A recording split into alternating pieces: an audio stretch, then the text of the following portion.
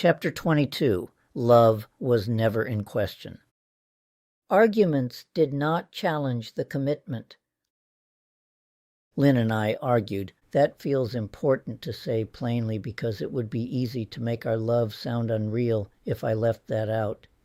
We were not a fantasy couple untouched by irritation, disagreement, fatigue, or ordinary human frustration. But our arguments did not challenge the commitment. That was the difference. In the family I came from, conflict did not feel safe. Disagreement could mean danger, withdrawal, humiliation, silence, or power. My parents did not seem to argue openly. My father seemed to submerge his opinions beneath my mother's, and I always suspected those unspoken differences were still there, simmering beneath the surface. With Lynn and me, it was different. We disagreed, we argued, but love itself was never in question. I remember one night in particular, a friend's chapbook released downtown. The drive there was short, but a fight lingered between us. I do not remember what we were fighting about. That may be the most revealing part. Even much closer to the time, I doubt I could have told the story of the argument with any precision. The argument did not last in memory. The repair did. At the cafe, we sat upstairs, the silence stretching across the small table. Finally I stood. "I'll be right back," I said. In matter-of-fact fashion, I went downstairs to the bar and ordered an iced tea the way I knew Lynn liked hers.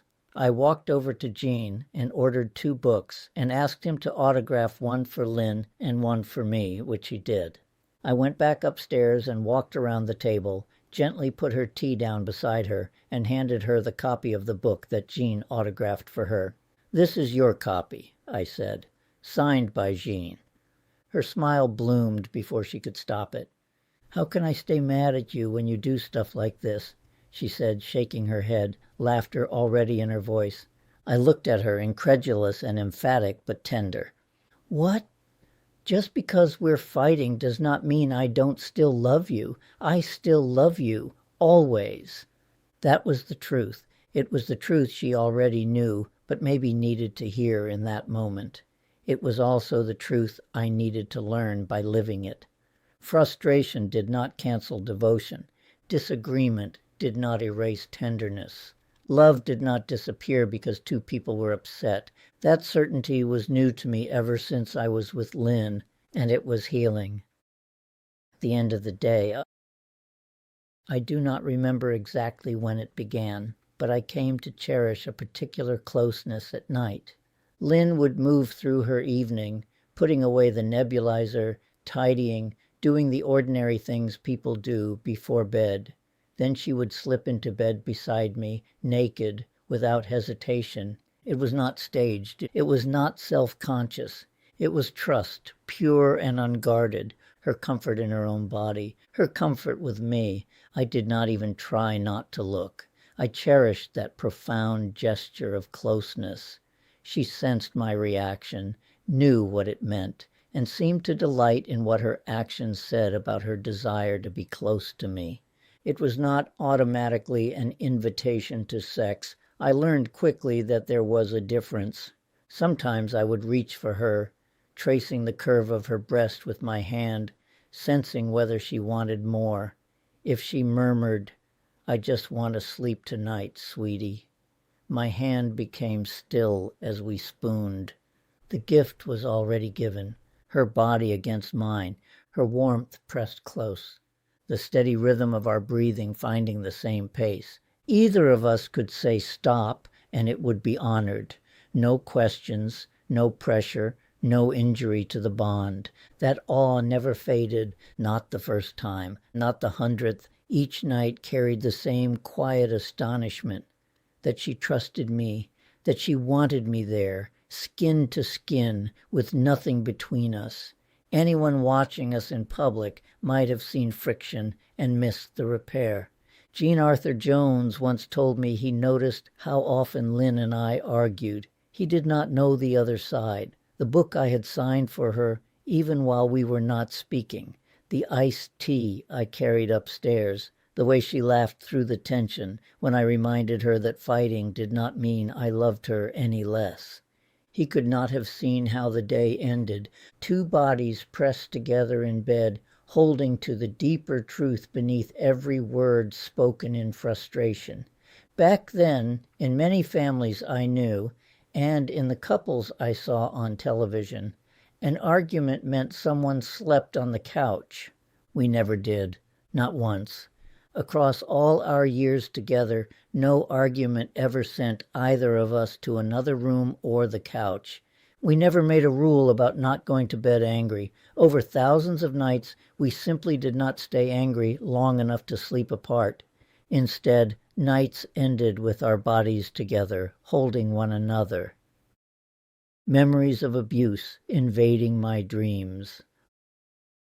Later, memories of the abuse I had endured from my parents, especially my mother, began entering my dreams. It was as if my dreaming mind said, "It is safe to remember this now. Lynn is beside you." Even in the safety of our home, my body remembered. The nightmares came without warning. In them I was not powerless in the way I had been as a child. I was fighting back. I shouted. Sometimes I swung in my sleep, though never with the force I feared. Waking brought a different fear. What if I had struck Lynn? What if my body, lost inside an old terror, had brought harm where I meant only love? I told her, shaken, how real it had felt. The violence, the rage, the old fear turned into resistance. Her answer was calm and steady. "You didn't hit me," she said. "You didn't even move that much. You shouted and I woke up, that's all." Then more softly, "It's okay. You're okay." I was profoundly concerned about it. I knew I had been dreaming that my arms were flailing, fighting back against my mother, against the abuse, against everything my younger self had been unable to stop. But Lynn told me my hands had not moved much. She reassured me that she was safe. That mattered more than I can easily explain. I could never imagine hurting her. Violence was not who I was. It was not who I wanted to be.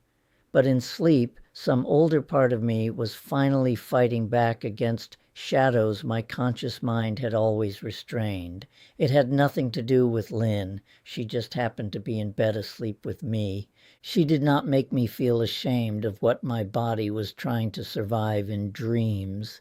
She just held me as I turned and let my back rest against her body. Her presence created the serenity of sleep. The dreams had just begun, and I was 28. Perhaps the peace of her presence allowed old memories to surface. Perhaps her love gave me safety enough to stop disappearing. Secure in her love, my body rehearsed what my younger self had never dared: resistance. What faded. By 1995, my 29th year, the nightmares had begun to fade. I don't know exactly when they stopped, or whether they ever fully did. What I know is that they no longer defined me the way they once had. The past had not disappeared, but it was no longer defining me in the same way. The memories had surfaced, moved through my body, and then receded. What remained was Lynn, steady, unshaken, holding me each time until the fear dissolved. She did not try to fix me. She did not pull away. She stayed, and in her presence, night after night, healing took root. Difference without separation. Lynn and I did not believe all the same things. At the time, I was Christian. Lynn was not. She was spiritual, open to mystery, but not Christian in the way I was. We could disagree about religion, morality, and the meaning of things, but I did not need her to be a good Christian lady. I needed her to be Lynn, and she was. Our differences did not become threats.